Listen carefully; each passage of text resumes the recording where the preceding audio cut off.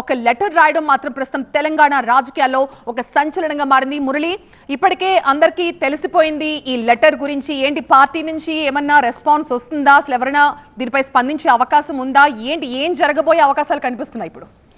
Party వర్గాల నుంచి మనకు అందుతున్నటువంటి సమాచారం ప్రకారం ఈ లేఖ కేసీఆర్కి చేరిన తర్వాత కేసీఆర్ ఈ లేఖని చూసి సహజంగా వచ్చేటువంటి విజ్ఞాపనల తరహాలోనే చూసి పక్కన పెట్టారు అన్నది మనకి పార్టీలో అత్యంత సన్నిహితులుగా, అంటే కేసీఆర్కి అత్యంత సన్నిహితులుగా వారి దగ్గర నుంచి వచ్చినటువంటి సమాచారం. అంటే ఈ లేఖని కేసీఆర్ అంత సీరియస్గా తీసుకోలేదా, లేకపోతే ఈ కేసీఆర్ ఈ లేఖకి అంత ప్రాధాన్యత ఇవ్వదలుచుకోలేదా అన్నది ఇప్పటికే పార్టీ వర్గాల్లో ఒక చర్చ జరుగుతోంది. ఇది ఒక పార్శ్వం నాణ్యానికి. కానీ ఆన్ ది అదర్ సైడ్ కవిత రాసినటువంటి లేఖ గురించి ఎలా స్పందించాలి అన్నది కూడా ఇప్పుడు పార్టీ వర్గాల్లో సాగుతున్నటువంటి ఒక అంతర్మతం. ఎందుకంటే ఇది కేవలం ఒక పార్టీ నాయకురాలకి, ఒక నాయకుడికి ఒక నాయకురాలు రాసినటువంటి లేఖ కాదు, స్వయంగా ఒక తండ్రికి కూతురు రాసినటువంటి లేఖ.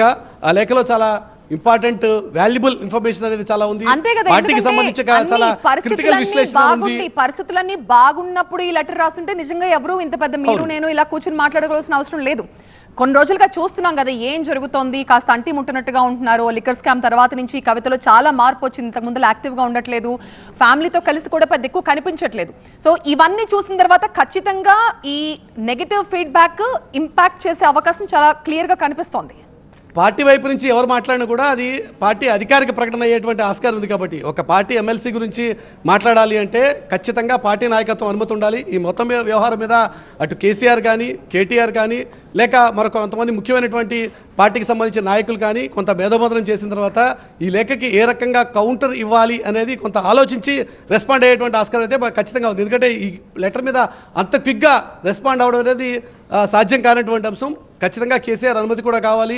ఈ వ్యవహారంలో కేసీఆర్తో కూడా డిస్కస్ చేసిన తర్వాతే పార్టీ వైపు నుంచి కౌంటర్ వచ్చేటువంటి ఆస్కారం మనకు కనబడుతోంది. అందుకోసమనే ఒకటి, కవిత స్వయంగా ఇప్పుడు అమెరికా పర్యటనలో ఉంది. ఆమె తన కొడుకు గ్రాడ్యుయేషన్కి సంబంధించినటువంటి కార్యక్రమం కోసం యూఎస్కి వెళ్ళారు. వచ్చిన తర్వాత ఎల్లుండి రాబోతున్నారన్నది పార్టీ నుంచి మనకి అందుతున్న సమాచారం. కాబట్టి ఎల్లుండి తను వచ్చిన తర్వాత ఏ రకంగా రియాక్ట్ అవుతారనేది చూసి ఆ తర్వాత రియాక్ట్ అవుదామా అని చెప్పి పార్టీ భావిస్తుందా, లేక ఈ లేఖ వ్యవహారంలో ఖచ్చితంగా ఒక స్ట్రాంగ్ కౌంటర్ పార్టీ వైపు నుంచి ఇచ్చేటువంటి ఆస్కారం ఉందన్నది మనకి కాసేపట్లో తేలబోతుంది. ఎందుకంటే ఇది అసమాషి వ్యవహారం కాదు. ఇందులో ఉన్నటువంటి ప్రతి అంశం కూడా కార్యకర్తల్లో సాగుతున్నటువంటి చర్చకి సంబంధించినటువంటి అంశాలు. ఒకటి, బీజేపీకి సంబంధించి పొత్తు గురించి మాట్లాడాలి అంటే కవిత రాసినటువంటి ఈ ప్రశ్నకి మీరు ఏ సమాధానం చెప్తారంటే ఖచ్చితంగా పార్టీ ఒక లైన్ చెప్పాల్సినటువంటి అవసరం ఉంది. ఆన్ ది అదర్ సైడ్ వక్ఫ్కి సంబంధించి మీరు ఎందుకు అంత గట్టిగా ఈ విషయాన్ని ప్రస్తావించలేదు అంటే పార్టీ ఖచ్చితంగా రియాక్ట్ అవ్వాల్సినటువంటి అంశం. ఎస్సీ వర్గీకరణకు సంబంధించి మీరు ఎందుకు అంత గట్టిగా మాట్లాడేదంటే దాని గురించి కూడా పార్టీ వివరణ ఇచ్చుకోవాల్సినటువంటి అంశం.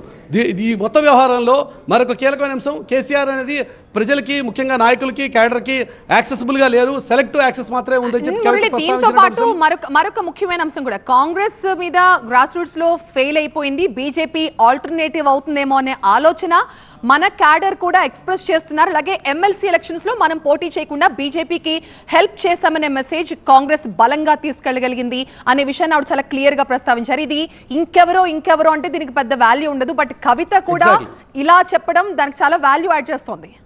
ఖచ్చితంగా. ఎందుకోసం అంటే సార్వత్రిక ఎన్నికల్లో బీజేపీ గెలిచి ఉన్నటువంటి సీట్ల సంఖ్య, అదే సందర్భంలో ఎంపీ ఎన్నికల్లో బీఆర్ఎస్ అనేది పూర్తిగా 0 స్థానాలకు పడిపోవడం, అంటే పార్లమెంట్లో బీజేపీకి, లోక్సభలో బీఆర్ఎస్కి రిప్రజెంటేషన్ లేకుండా పోయినటువంటి అంశం. ఇలాంటి పరిస్థితుల్లో బీజేపీ ఖచ్చితంగా ఒక ఆల్టర్నేటివ్ అనేది అటు పార్టీ వర్గాల్లోనూ బయట సాగుతున్నటువంటి చర్చే.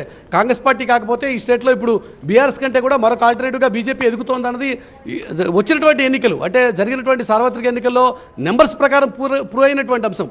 అట్లాంటి సందర్భంలో బీజేపీని చాలా గట్టిగా ఎదుర్కోవాల్సినటువంటి సందర్భంలో బీజేపీని మీరు గట్టిగా నిలదీయకుండా కాంగ్రెస్ పార్టీ మీద మాత్రమే టార్గెట్ చేసి, అది కూడా దట్టు తాను అధికారంలో ఉన్నప్పుడు, కేసీఆర్ అధికారంలో ఉన్న సందర్భంలో ఏవైతే కార్యక్రమాలు చేశారో వాటన్నిటి గురించి మాత్రమే ప్రస్తావిస్తూ కాంగ్రెస్ పార్టీని కొద్దిగా తిట్టడం, అదే సందర్భంలో బీఆర్ఎస్ని మొక్కుబడిగా బీజేపీని కేవలం మొక్కుబడిగా ఒక 2 మాటలు మాత్రమే మాట్లాడడం, ఇవన్నీ కూడా చాలా అనుమానాలు కలిగిస్తున్నటువంటి అంశాలు.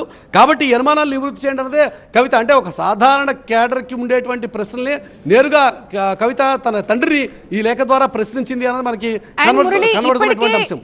అపోజిషన్ పార్టీలు ఏవైతే ఉంటాయో, బీజేపీ కావచ్చు, కాంగ్రెస్ కావచ్చు, అనేక సందర్భాల్లో కేసీఆర్ ఒక దొరలాగా ఆయన ఫామ్ హౌస్ నుంచి బయటకు రారు, ఎవరికి అందుబాటులో ఉండరు అన్న ఆరోపణలు ఎప్పటి నుంచో ఉన్నాయి. బట్ ఇప్పుడు అదే ఆరోపణ కవిత లెటర్లో కూడా చాలా క్లియర్గా కనిపిస్తుంది. సెలెక్టివ్ యాక్సెస్ అని ఫీల్ అవుతున్నారు నాన్న, kindly reach out to everyone. ఖచ్చితంగా అదే కదా ఇప్పుడు మొత్తం వ్యవహారాలు. ఎందుకంటే రేవంత్ రెడ్డి ఎన్నికల అంటే సందర్భంలో ఇప్పుడు చేసినటువంటి ఒక పెద్ద ప్రచారం లో కవిత లేరని ఆవిడ ఉద్దేశమా? నన్ను నాకు కూడా రీచబుల్ గా ఉండండి నాన్న అని చెప్పదలుచుకోవడం ఆవిడ ఉద్దేశమా? బహుశా అది కూడా కావచ్చు. అందుకోసం ఈ లేఖ రాస్తున్నారని కూడా చెప్పకనే చెప్పారా అన్నది ఇప్పుడు ఖచ్చితంగా ఈ లేఖ ద్వారా డిబేటబుల్ ఇష్యూ అయ్యేటువంటి ఆస్కారం ఉంది. ఎందుకోసం అంటే ఎవరికి అందుబాటులో ఉండట్లేదు, కేవలం కొద్దిమంది నాయకులు మాత్రమే సెలెక్టివ్ యాక్సెస్ మాత్రమే ఉంటుంది ఫామ్ హౌస్లోకి. ఎందుకంటే కేసీఆర్ గడిచిన ఏడాది కాలంగా ఫామ్ హౌస్కి పరిమితం అయ్యారు.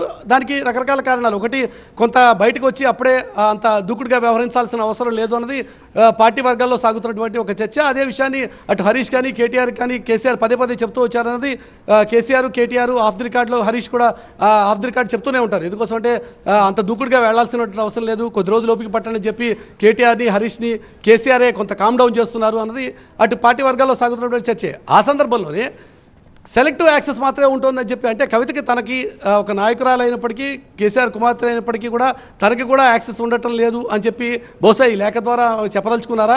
అందుకోసమే ఈ లేఖ రాశారా? ఈ లేఖ ఈ రకంగా చర్చ జరగాలని చెప్పి కవిత కూడా కోరుకున్నారా?